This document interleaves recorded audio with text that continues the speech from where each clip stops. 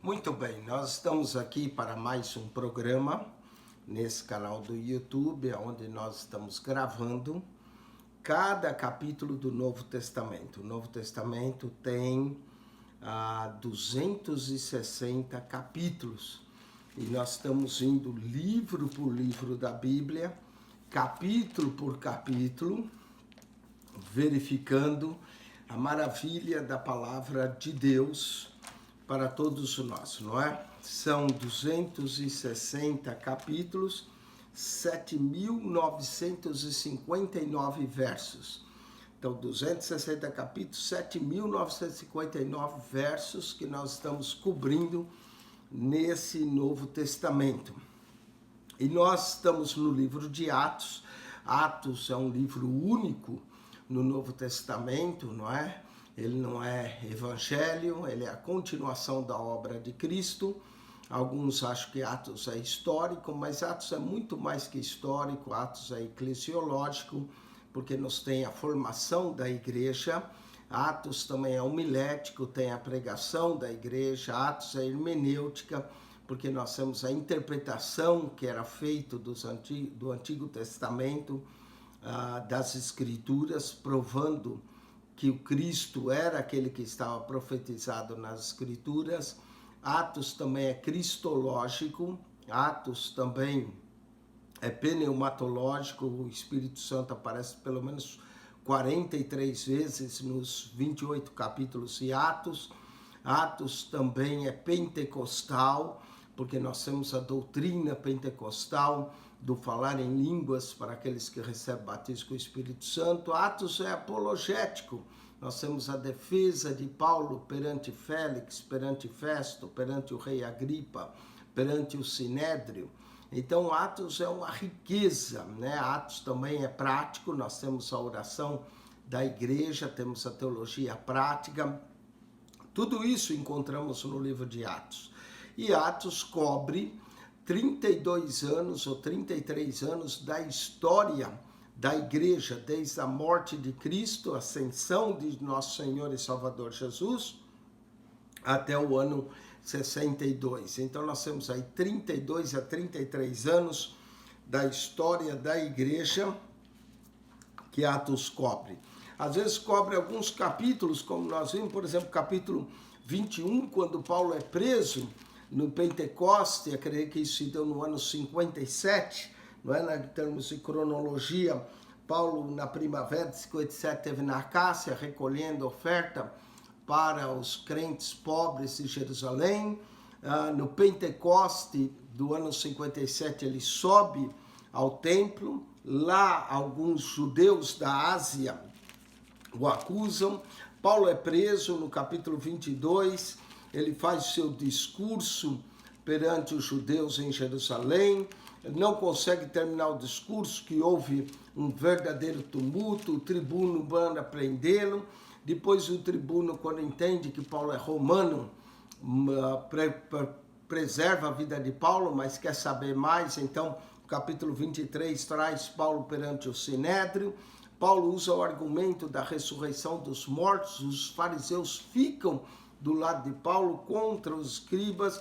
Depois há uma conspiração contra a vida de Paulo, e aí Paulo é levado a Félix.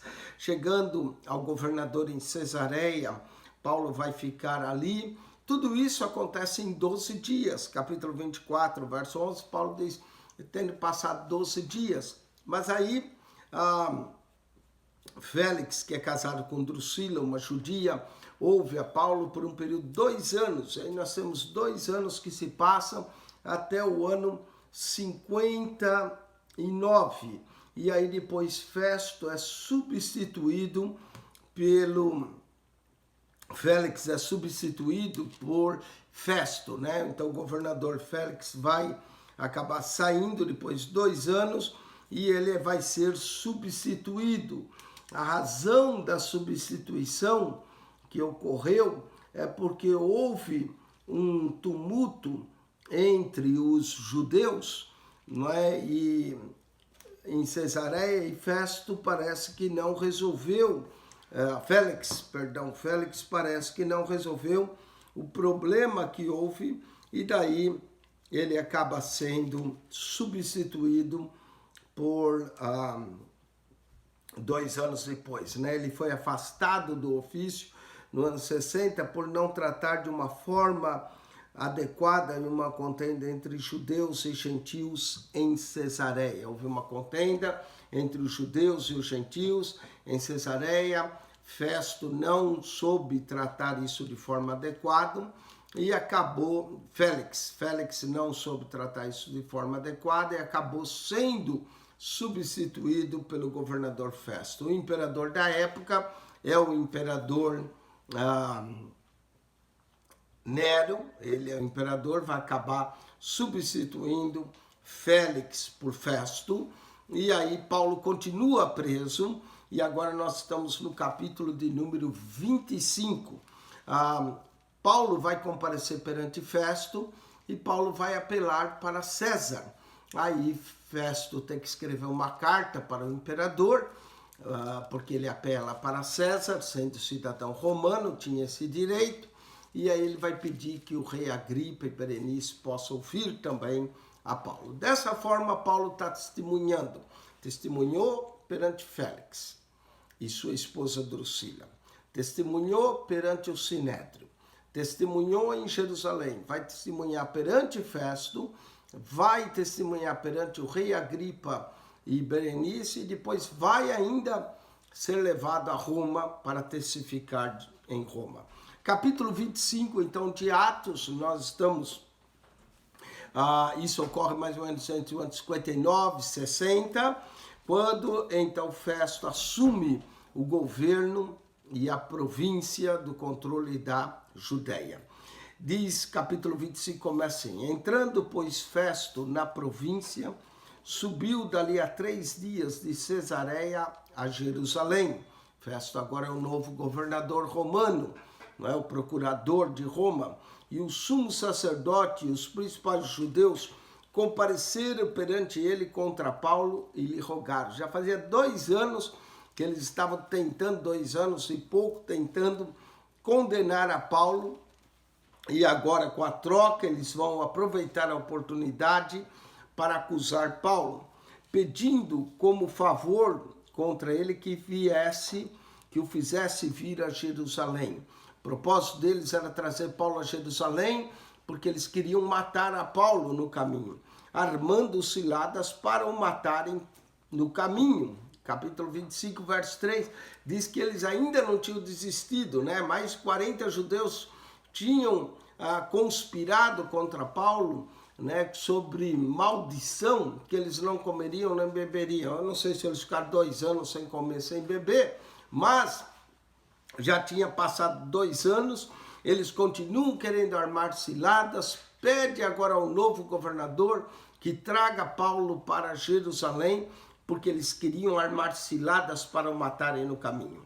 Mas Festo respondeu que Paulo estava guardado em Cesareia e que brevemente partiria para lá. O que, pois, disse: dentre vós tem poder, desçam comigo, e se nesse varão houver algum crime, que o acusem. Não é? Festo teve também a prudência de não trazer Paulo, disse que Paulo estava em Cesareia, e que eles que descessem Cesareia o acusaram. E não se demorando entre eles mais de 10 dias, desceu a Cesareia. E no dia seguinte, né, Paulo, quando Festo chega a Cesareia, a fama de Paulo já tinha ido na frente. Né? No dia seguinte, assentando-se no tribunal, mandou que trouxesse a Paulo. Agora Paulo vai comparecer perante o novo governador, né? Isso aconteceu nesse período de 2 anos, que ele ficou ali, depois quando o governador assume, o governador está em Jerusalém, e aí quando o governador vem 10 dias depois, já traz logo Paulo para ouvir o que mandou que trouxesse a Paulo. E chegando ele, rodearam os judeus que haviam descido de Jerusalém, trazendo contra Paulo muitas e graves acusações que não podiam provar. Novamente, os romanos eram justos, eles queriam que toda acusação fosse provada, e agora quando trazem Paulo perante o tribunal, os judeus o rodeiam, querem trazer muitas graves acusações que não podiam provar. Mas ele, em sua defesa, disse: eu não pequei em coisa alguma contra a lei dos judeus, nem contra o templo, nem contra César. Paulo estava bem seguro da sua defesa, que ele não tinha feito nada contra a lei dos judeus, que ele não tinha feito absolutamente nada contra o templo, como eles o acusavam, e que ele não tinha feito nada contra César. Festo novamente quer ganhar o favor dos judeus. Verso 9 diz: todavia Festo, querendo comprazer aos judeus, respondendo a Paulo, diz: queres tu subir a Jerusalém e ser lá perante mim julgado acerca dessas coisas? Paulo sabia, porque o filho da irmã de Paulo já tinha avisado a Paulo acerca das ciladas dos judeus. E quando Festo quer agradar aos judeus e propõe a Paulo que suba a Jerusalém para ali ser julgado daquelas coisas, claro, era uma trama contra a vida de Paulo pelos judeus, e Paulo tinha consciência disso, mas Paulo disse então: estou perante o tribunal de César, onde convém que eu seja julgado. Não fiz agravo a alguns judeus, como tu muito bem sabes. E se fiz algum agravo ou cometi alguma coisa digna de morte, não recuso a morrer. Mas se não há das coisas que estão me acusam, ninguém me pode entregar a eles. Apelo para César. Quando Paulo faz seu apelo para César, sendo cidadão romano, ele teria direito de ir a Roma e ele iria dessa forma cumprir aquilo que Jesus havia lhe dito. Paulo, assim como você tem ânimo, como testificaste de mim em Jerusalém, convém que também dê testemunhos em mim em Roma. E Paulo tinha plena consciência que o objetivo e a vontade de Jesus era que Paulo fosse a Roma. Então Paulo não teve dificuldade nenhuma quando percebeu que sua vida estava em ameaça de novo, devido ao Festo querer agradar os judeus, querer levar ele até Jerusalém para lá ser julgado. Então Paulo não teve outra chance, outra opção, vamos dizer assim, de se não apelar para o tribunal de César. Ele falou: estou perante o tribunal de César, você deveria me julgar de acordo com a lei, como você não quer, para que você queira agradar os judeus, e ele diz: eu não me recuso a morrer se eu fiz algo digno de morte, mas ninguém pode me entregar a eles, apelo para César. Esse apelo de Paulo para César, Festo vai ter que então mandar Paulo para Roma dessa forma. Então Festo, tendo falado com o conselho, foi falar com o conselho, respondeu: apelaste para César irás, não é? Paulo foi a solução que ele encontrou para escapar de ir a Jerusalém, e eles iriam matar a Paulo, ou pelo menos tinham armado ciladas para isso, não é? E Paulo não cumpriria dessa forma a sua carreira como ele queria. E como ali ficasse muitos dias, Festo contou ao rei os negócios de Paulo, dizendo: um certo varão foi deixado por Félix aqui preso. E a respeito de quem os principais sacerdotes, anciões dos judeus, estando eu em Jerusalém, compareceram perante mim, pedindo sentença contra ele. Então, os sacerdotes, os anciões, queriam que Festo executasse a Paulo, pediram uma sentença contra Paulo, né? A ele respondi que não é costume dos romanos entregar homem algum à morte, sem que o acusado tenha presente seus acusadores e possa defender da acusação. Interessante, Lucas nos dá detalhes tremendos acerca do julgamento dos romanos. Olha que verso maravilhoso nós encontramos em Atos 25:16. A eles respondi que não é costume dos romanos entregar algum homem à morte. Note que a sentença que os judeus pediam era a morte de Paulo. Deus está preservando Paulo aqui de morrer, não é? E Paulo pedindo, usando todo o seu direito de cidadão romano para não ser entregue à morte pelos judeus. sem que o acuse, e tinha que estar presente os seus acusadores. Acontece que os que acusavam Paulo não tinham sido testemunhas, eles acusavam, queriam a morte de Paulo, e que possa defender-se da acusação. De sorte que, chegando eles aqui juntos no dia seguinte, sem fazer dilatação alguma, assentando no tribunal, mandei que trouxesse o homem. Paulo está falando isso perante o rei Agripa. Acerca dele, estando presentes os acusadores, nenhuma coisa apontaram daquelas que suspeitava.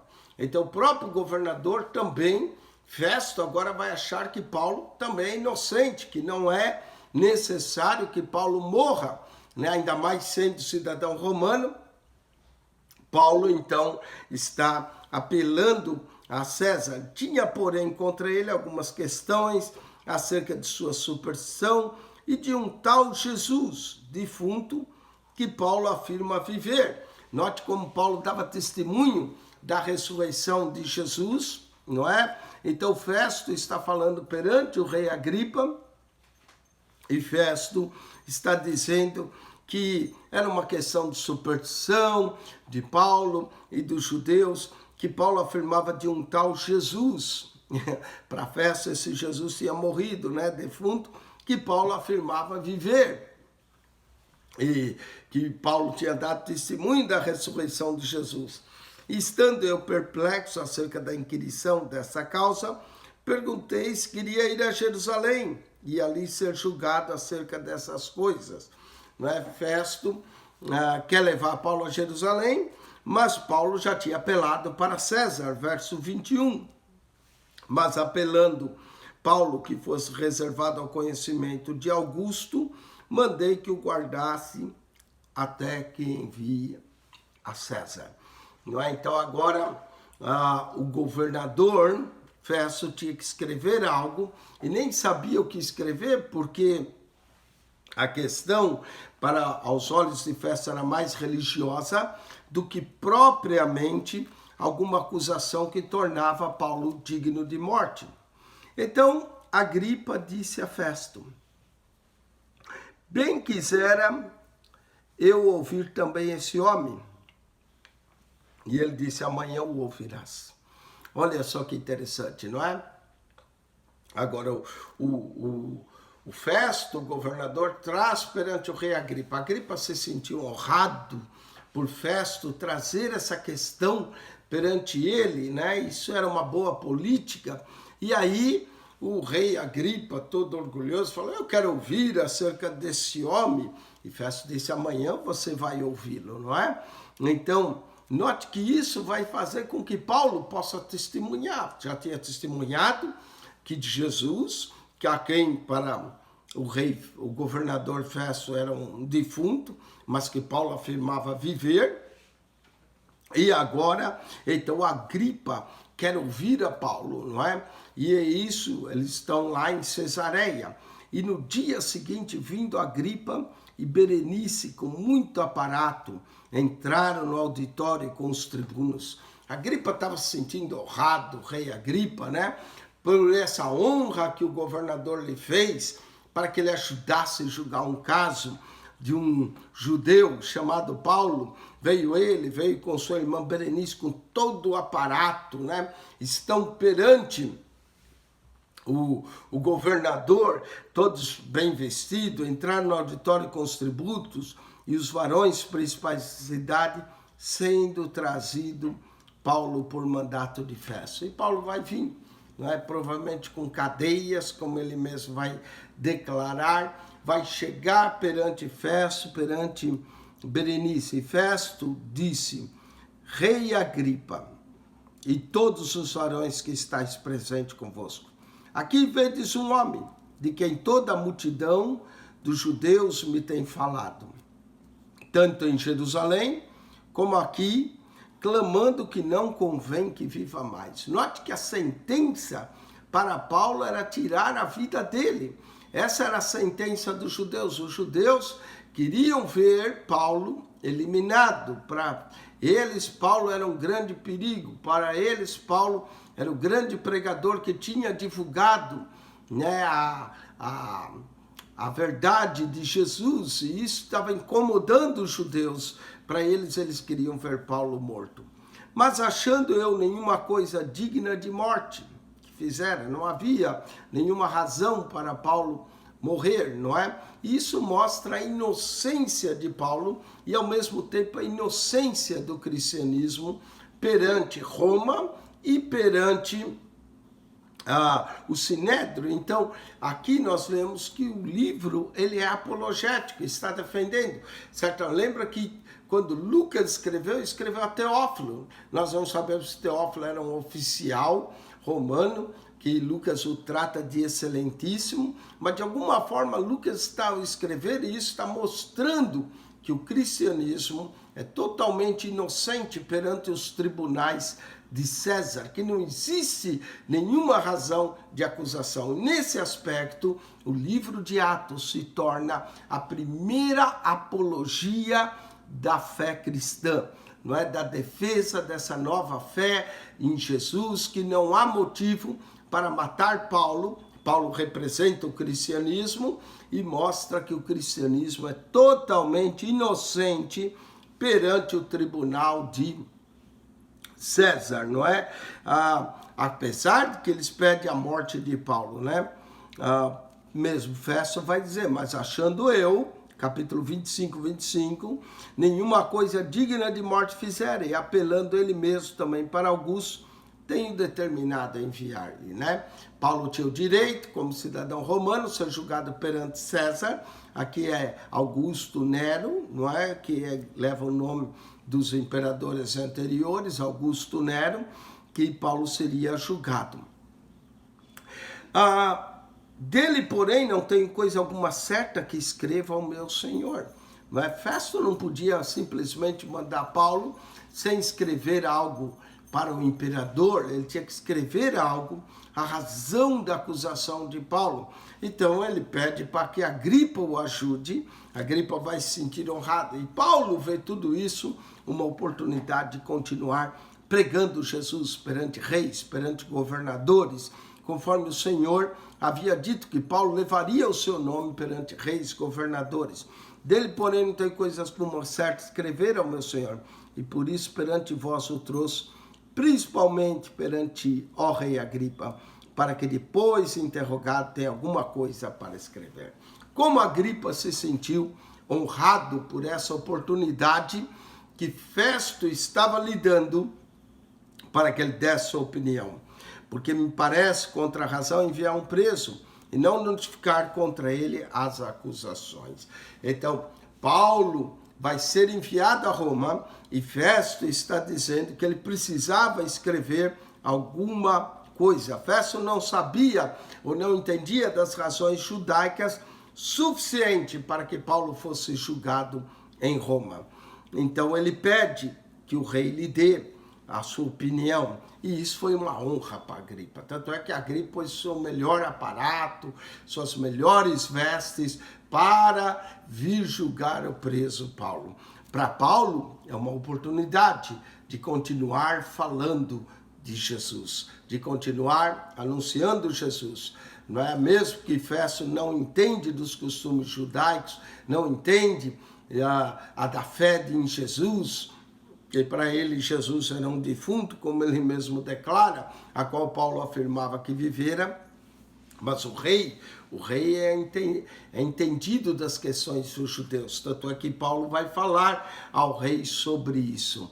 Então, com isso, nós terminamos o capítulo 25, voltemos para o capítulo 26, assista o próximo programa, onde nós vamos cobrir o capítulo 26 de Atos, essa história emocionante desse julgamento de Paulo, e agora Paulo indo para Roma, não é? E o rei, o governador precisa escrever uma carta, o rei vai dar a opinião dele ao governador se sentir honrado por isso.